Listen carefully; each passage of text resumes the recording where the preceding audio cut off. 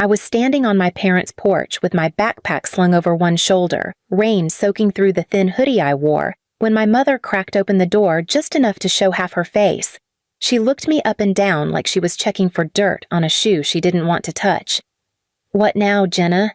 she asked, voice flat, unimpressed, annoyed before I even said a word. I swallowed hard. I lost my job today." She didn't blink, didn't soften, didn't even shift her weight. "And why?" she said slowly. "Is that our problem?" I gripped the strap of my backpack tighter. "I just need somewhere to sleep for a few nights. I'll get back on my feet. No," she said. Just that. Clean, sharp, immediate. The door didn't open wider. Her face didn't change. My mom could deliver cruelty without even raising her voice. "Mom, please," I whispered. My throat burned, but I refused to cry in the doorway like some orphan begging strangers for scraps. "I just need a place to stay. I can sleep on the couch. I'll be out during the day. You won't even notice." My father's voice echoed from inside. "Who's at the door?" Mom didn't turn around. "Your useless daughter." I stiffened. He walked into view wearing an undershirt, holding a half-finished beer, looking irritated at the sight of me. "What do you want?" "I lost my job today," I said again, quieter this time. "I'm not asking for money, just a place to sleep until I figure things out." Dad snorted. "Figures. You always screw things up." Mom let out a dramatic sigh.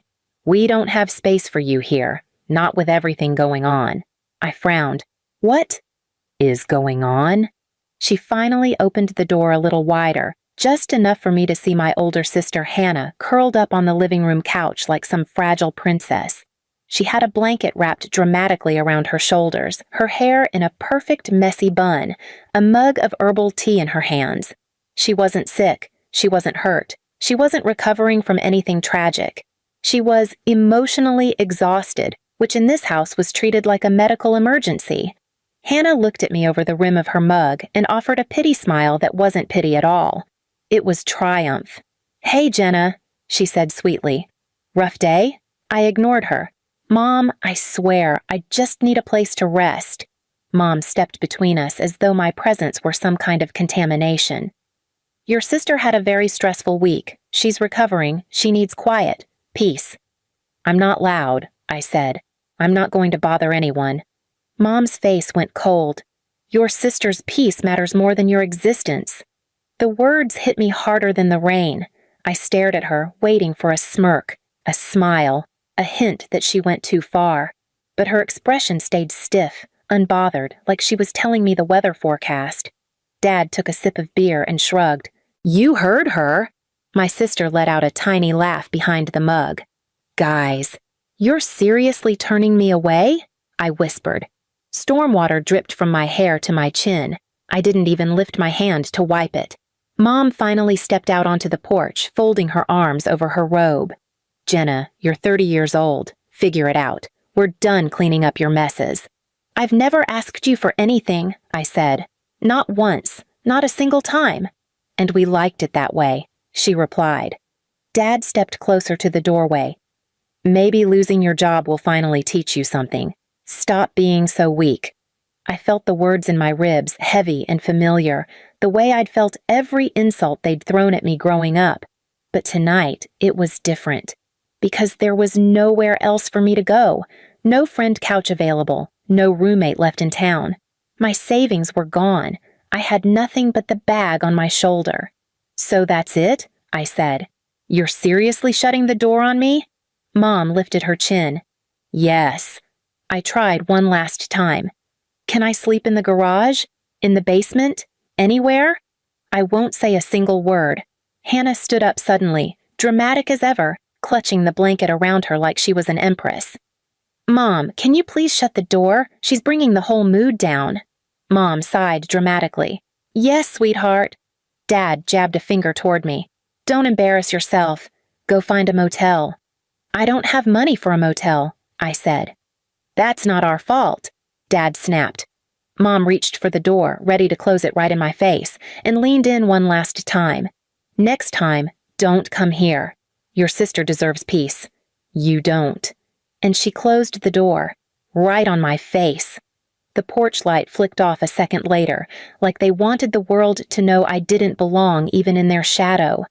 I stood in the darkness, drenched, shaking, gripping my backpack so hard my knuckles burned. I waited for the door to reopen, for someone to say, "Okay, enough, come in." Even cruel parents sometimes had a sliver of humanity. But the house stayed dark, silent, unmoving. They didn't care. They weren't coming. And the part of me that still believed I owed them love cracked into something sharper. I stepped off the porch. Cold rain hit my face. My shoes splashed on the soaked sidewalk. I didn't know where I was going yet, but I knew one thing with absolute clarity. They had slammed a door tonight, and I was going to make sure it never opened for them again. For the first time in my life, I whispered out loud, "They're going to regret this." I walked for almost an hour in the rain before the cold finally pushed me into a 24-hour laundromat. The hum of dryers filled the room, and the fluorescent lights buzzed above me like they were mocking how exhausted I looked. I sat on one of the cracked plastic chairs, hugging my backpack to my chest, dripping onto the tile. Floor. My phone vibrated in my pocket. For a second, stupidly, I hoped it was my mother. It wasn't. It was a text from Hannah. "Aw, did the storm wash you away yet? Stay safe, babe. 3. My hands shook as I read it. The audacity of someone who'd just watched me get kicked out of my own family like trash. I shoved the phone back into my pocket and leaned my head against the wall, staring at the dryers spin like everything inside them had direction, and I didn't. A soft voice interrupted my spiral. "You okay, miss?" I looked up. The night employee, a middle-aged man in a blue hoodie, was sweeping near the vending machines. His eyes were kind in a tired sort of way. "Just a rough night," I said. He nodded, like he didn't want to pry, but he saw more than I said. "You can stay in here as long as you need. Lot safer than outside." It was the first kindness I'd received in hours. I murmured, "Thank you," and meant it. Eventually, the rain softened. I checked my phone. 2:13 a.m. Still nothing from my parents. Nothing from anyone. I finally got up, slung my backpack over my shoulder, and stepped back out into the wet street. I found a bus shelter and sat there until sunrise. My clothes were stiff from drying in the cold air. My hair stuck to my face. My legs ached from shivering. When the first bus pulled up, I climbed on and rode until the end of the line, telling myself movement was better than sitting still. By mid-morning, I finally messaged my childhood friend, Harper. We hadn't spoken heavily in months. Life, schedules, distance. But she was the only person I trusted enough to call. She answered on the first ring. "Jenna, what's wrong?" And just hearing her say my name like it mattered made my chest break open.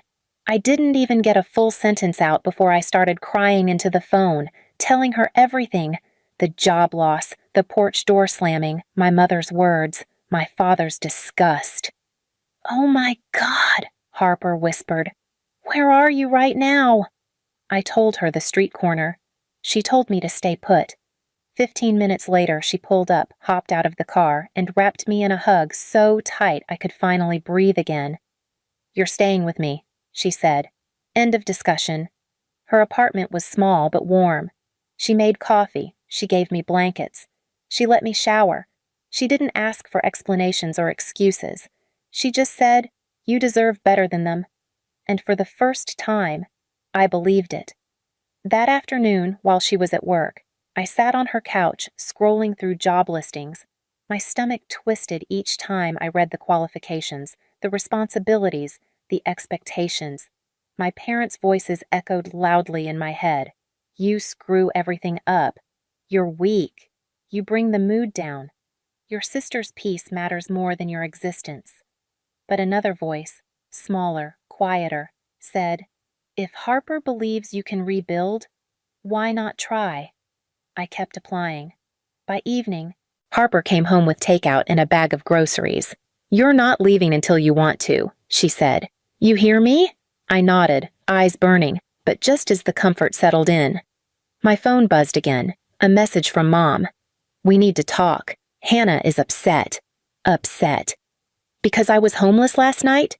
Because her princess nap was disturbed? Because I didn't accept my role in the family script? Another message came. Come back. Not because we want you to, but because your behavior last night was embarrassing. I read it twice. Harper saw the look on my face and took the phone gently from my hands. She read the messages and shook her head in disgust. Jenna, that's not a family. That's a dictatorship. She handed the phone back. Block them. I didn't. Not yet. Not because I wanted them in my life, but because blocking them now would mean they wouldn't see what was coming. Instead, I typed back, I'll stop by tomorrow, because after years of letting them define me, tear me down, and choose Hannah over me, I finally understood something important. I had nothing left to lose. My mother wanted control. My father wanted obedience. My sister wanted entertainment. None of them expected consequences. As I lay on Harper's couch that night, staring at the ceiling, I whispered to myself, they slammed the door in my face. Tomorrow, I slam it back. It wouldn't be dramatic. It wouldn't be poetic. It wouldn't be viral or public. It would be strategic, real, legal, personal. By the time I was done, they would understand something they never considered possible. I wasn't the powerless daughter on their porch anymore. I was the woman who finally learned how to close a door and keep it closed. I showed up the next afternoon exactly at 2 p.m., the time Mom demanded. I didn't knock gently. I knocked like someone who wasn't afraid anymore. Dad opened the door, eyes flat, jaw tight. So you finally came to apologize. I stepped past him without a word. Mom was on the couch with a cup of tea, acting like she owned calmness. Hannah was beside her in leggings and a silk robe like she hadn't moved in days. Mom didn't even look at me when she said, You made quite the scene the other night. I sat down across from them. I'm here for one reason. Dad folded his arms. Good, let's fix your attitude. I pulled the envelope from my bag. Mom paused mid-sip. What is that? Proof, I said simply. Hannah scoffed. Oh my God, are you doing the dramatic victim thing again? I slid the papers onto the coffee table. Not fast, not slow, just enough for them to see the official stamps. Mom leaned forward, frown deepening. What is this? Documentation, I said.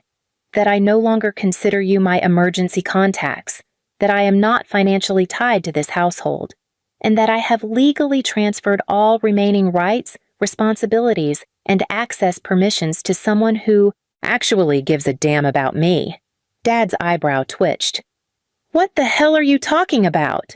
I tapped the final paper. This one is the important part. Mom squinted. Power of... What? Power of permission, I said. You know, for apartment managers, bank forms, employment verifications, medical records, all the things you used to get called for because I listed you out of habit. Hannah's face shifted first, a flicker of panic disguised as irritation. Why does that matter? Because, I said, leaning back. From today forward, you don't get phone calls about my life. You don't get to approve anything. You don't get to deny anything. And you definitely don't get to use my name for household leverage ever again. Mom slammed her cup down. We never used your name.